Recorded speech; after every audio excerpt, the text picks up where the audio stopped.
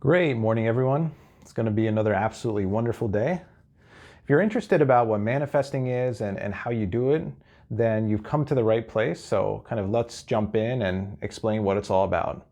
So manifesting is simply attracting and bringing things into your life. So when we manifest something, we specifically know what we want, and everything we want already exists out there. So to give some examples, a lot of people are interested in manifesting the love of their life. Well, that person is out there somewhere, but what we want to do is we want to be able to attract them and bring them into our life. Some people are looking to create more wealth or income, and all that money is out there too. But again, we want to find a way to bring it into our life, or maybe it's just some other material object like a car too, that car exists, but we want to, again, just bring it into our life. So that's what manifestation is. And now the big question is, how do you do that?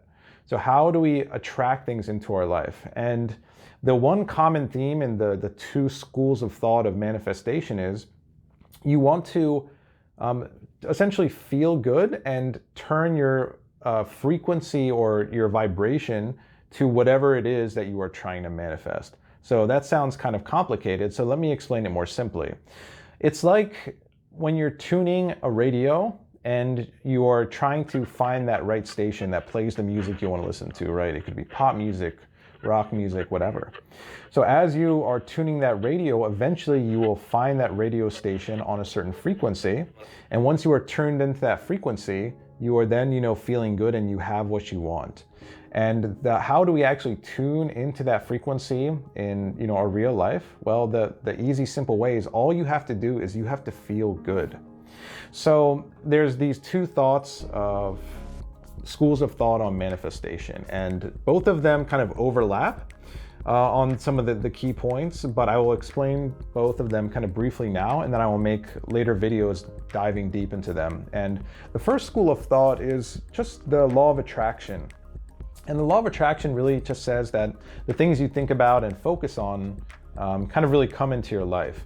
And what they suggest, and it's very true, is once you start auditing your thoughts, throughout the day we have about 70,000 thoughts, and a lot of them are just things that are from yesterday or the past.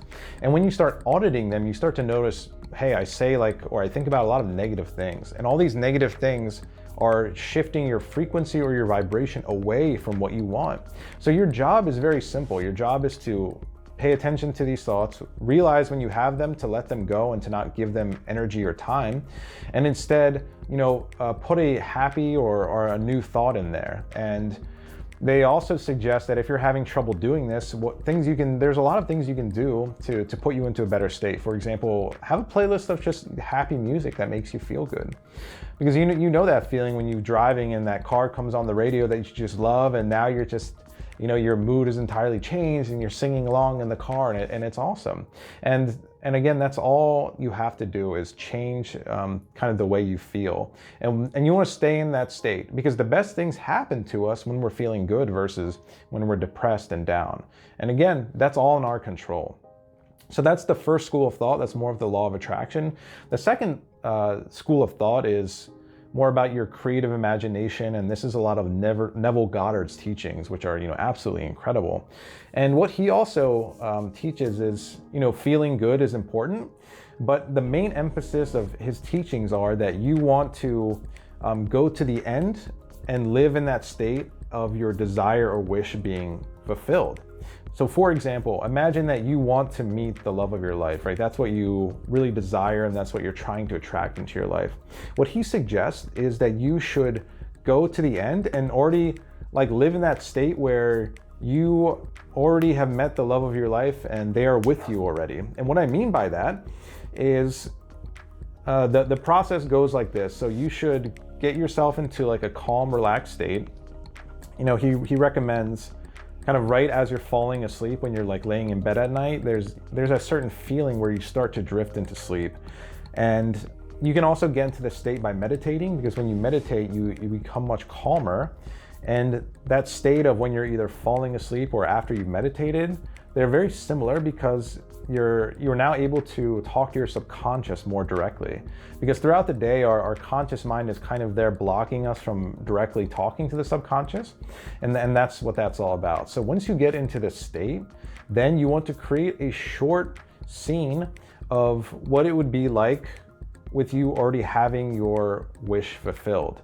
So if it's you having that love of your life in your life already, then you would maybe imagine a scene where you're in the first person in this scene. That's really important, that you are maybe holding hands with that person and just like walking through the park. And the most important part of when you're doing the scene is you're in first person, but you need to feel the feelings of what it's like to have that desire. So the feelings would be maybe joy of being in love, or I don't know, feeling complete, or maybe there's just a calmness of, you're walking through the park and this is normal. Or another example is if you want to manifest kind of more money. Let's say you want to manifest an extra, $5,000 a month, then maybe you would create a short scene where you're holding the cash in your hand and you're flipping through the bills with your finger. And what is that feeling of money? It's often freedom. So now you'd be feeling more freedom, that, hey, I can, go do more of what I like, and, it can be uplifting and freeing. So that's what the Neville Goddard creative imagination is all about. And as you learn to attract, what you're going to notice is using both of these together is really important. So what you're doing is you're feeling good throughout the day. You want to monitor your thoughts, and then you also want to be able doing this kind of imagining this scene, and you want to be doing it kind of every day. And as you start to do it every day, also the frequency at which you do it will change, because I've been able to manifest things where I just create this imaginal scene, I do it once, and then I let it go. And next thing I know, the thing manifests in a few weeks. But I've also noticed other times where I've done it, for 1 week consistently, every time at night. And, that also worked too. So you will figure out what's best for you. But those are those two general schools of thought. I'm gonna create more videos diving deeper into them. And if you like this content, please like and subscribe. Thank you.